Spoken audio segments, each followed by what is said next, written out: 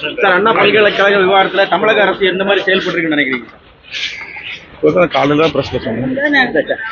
அதே போல சம்பந்தப்பட்ட நபர் வந்து திமுகவை சேர்ந்தவர்கள் சொல்லிட்டு அண்ணாமலை ட்வீட் போட்டிருந்தாரு. ஆனா தற்பொழுது வந்து பாத்தீங்கன்னா திமுகவிற்கும் அவருக்கும் எந்த சம்மதமும் சொல்லிட்டு அமைச்சர் வந்து மறுத்து தெரிவித்தாரு. எப்படி பாக்குறீங்க?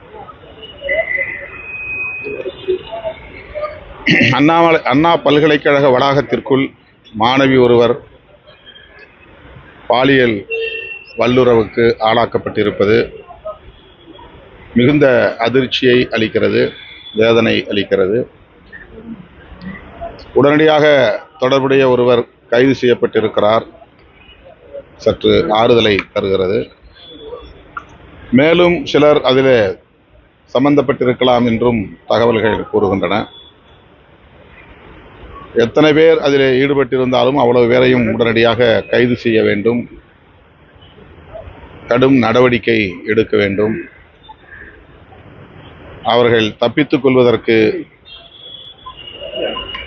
எந்த வகையிலும் சூழல் அமைந்துவிடக்கூடாது.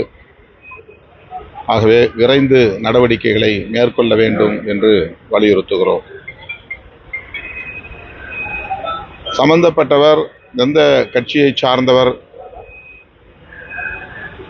என்று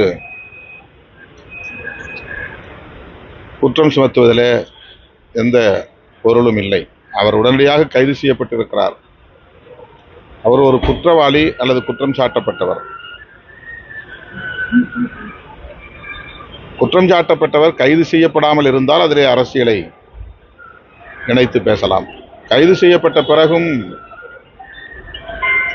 அரசியல் செய்வது நாகரிகமான அணுகுமுறை அல்ல. பாரதிய ஜனதா கட்சி ஆளுங்கட்சியின் மீது ஏதேனும் குற்றம் சொல்ல வேண்டும், களங்கத்தை சுமத்த வேண்டும் என்பதிலேயே குறியாக இருக்கிறது. பாதிக்கப்பட்டவர்களுக்கு நீதி கிடைக்க வேண்டும் என்பதை விட திமுக அரசுக்கு எதிராக ஏதேனும் குற்றம் சொல்ல வேண்டும் என்பதிலேயே அவர்கள் குறியாக இருக்கிறார்கள்.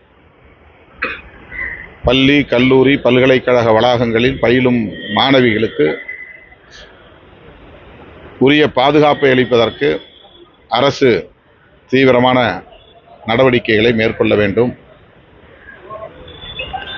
அதற்கு இந்த குற்ற சம்பவம் ஒரு வாய்ப்பை உருவாக்கி தந்திருக்கிறது.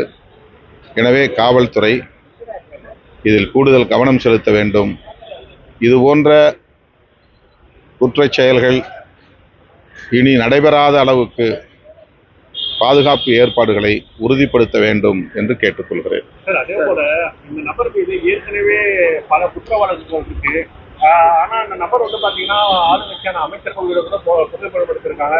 ஏன்னா ஒரு முதல்வர் இருக்கக்கூடிய துணை முதல்வர் வரக்கூடிய நிகழ்ச்சியை அவரோட புகைப்படம் பார்க்க முடியுது. ஸோ காவல்துறைக்கு வந்து தெரியாத சார், இது வந்து ஆல்ரெடி குற்றப்பின்னணி உள்ளவராக இது காவல்துறை அதிகாரிகள் பதிலளிப்பார்கள்.